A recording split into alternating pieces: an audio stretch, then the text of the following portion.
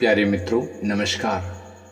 सदगुरु कबीर साहब का एक बहुत प्यारा भजन है, मन लागो मेरो यार फकीरी में। इस भजन में संसार का सबसे बड़ा सुख छिपा हुआ है। आइए समझते हैं। सदगुरु कहते हैं, मन लागो मेरो यार फकीरी में, जो सुख पाऊं राम भजन में, सो सुख नाही अमीरी में, मन लागो मेरो यार फकीरी में। मित्रों, इस भजन में कबीर साहब कहते हैं कि मेरा मन संसार के प्रपंच में नहीं है, बल्कि सांसारिक प्रपंच से दूर फकीरी में मस्त है। मेरे पास संसार का लेन देन नहीं है, मेरी मस्ती राम भजन में है। और जानते हो, इस राम भजन में जो आनंद है ना, वो दुनिया के किसी भी अमीरी में नहीं है। मित्रों, ये सही बात है। जिसने राम भजन का सुख आनंद प्राप्त कर लिया, उसे संसार के सब सुख फीके ही लगते हैं। और इसीलिए सदगुरु कबीर साहब कहते हैं, मन लागो मेरो यार फकीरी में।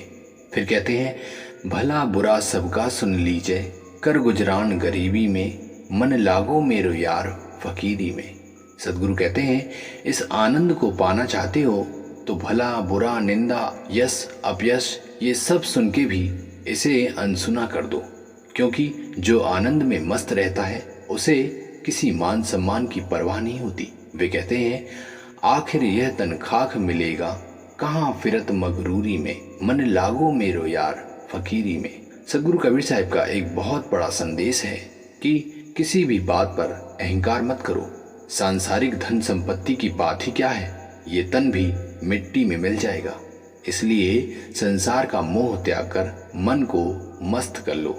सांसारिक प्रपंच से बचकर ही रहो। कोई साथ नहीं देता, इसलिए किसी की आशा मत करो।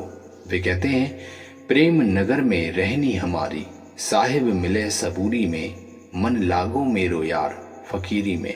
सदगुरु कबीर साहब ने सदमार्ग की ओर इशारा करते हुए कहा है कि जिसे आनंद चाहिए वो प्रेम और संतोष में जीवन को समझ लो, यहीं से आनंद की वर्षा होती है।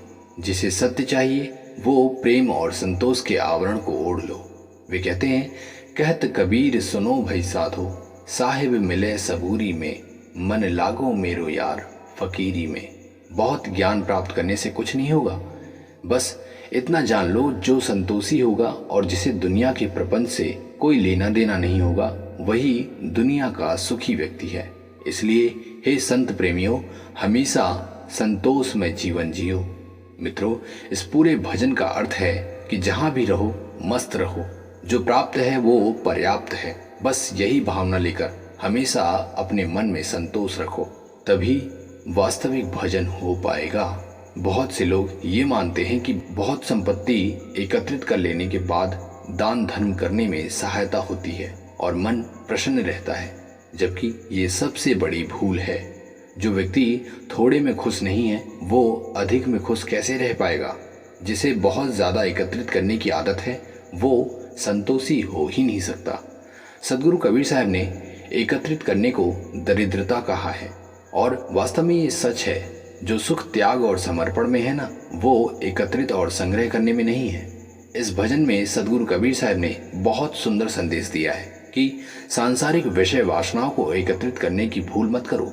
ऐसी भूल जीवन को दीमक की भांति खोखला कर देती है। याद रखिए, जिसने त्याग किया वही सुखी रह पाया है। एकत्रित करने वाला तो हमेशा चिंतित ही रहा है। हाँ, यदि एकत्रित और संग्रह करना है तो सदगुरु की अमृत वाणियों को करो, ताकि जीवन में सुंदरता आ सके, जन्मों जन्मांतर के पाप कट जाए और जीवंत ही मोक्ष प्राप्त हो सके। मित्रों, एकत्रित करने में बोझ बढ़ता है, इसलिए जितना हो सके समर्पण के साथ जिए। संग्रह सिर्फ ज्ञान का करिए, भौतिक संग्रह करना इतना जरूरी नहीं है। सदगुरु कबीर साहब पूरा जीवन भर समर्पण में जिए और बताया कि संग्रह के कारण ही जीवन दुखी रहता है। इतनी लंबी आयु और संग्रह के नाम पर कुछ भी नहीं। सदगुरु कबीर साहब का यही सादगी जीवन पूरे विश्व में प्रख्यात है। आज पूरा विश्व जिनकी अमृत वाणियों से आनंद में डूबी है और मोक्ष प्राप्ति में सर्वप्रथम अग्रणी है, ऐसे महापुरुष ने अपने पूरे जीवन काल में भौतिक वासनाओं या फिर विषयों को संग्रहित होने ही नहीं दिया। होने क्या देते? वे भौतिक विषयों को शून्य मानते थे। विषय सब झूठ ही हैं, यहाँ तक कि अपने भौतिक देह को भी तप तपस्या में लगा कर रखा। सदगुरु कबीर साहब ने न केवल शरीर को जिंदा रखा बल्कि इसकी सारी भौतिक आवश्यकताओं को अपने तप तपस्या से पूरा करते रहे। ऐसा आज का मानव कर सकता है क्या? जी बिल्कुल कर सकता है, किंतु करना चाहे तब। सदगुरु कबीर साहब ने शरीर की आवश्यकता को इतना महत्व नहीं दिया जितना कि मन की आवश्यकता को दिया। यही सबसे बड़ा संदेश मानव के लिए है। जो मन को तृप्त कर ले वही सबसे बड़ा योगी है। भक्त प्रेमियों, क्या आप भी संतोष में जीवन जीते हैं? क्या आपको भी सादा जीवन उच्च विचार पसंद है?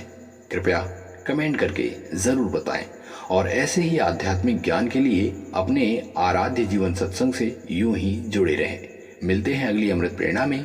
तब तक के लिए नमस्कार, धन्यवाद, जय हिंद, वंदे मातरम।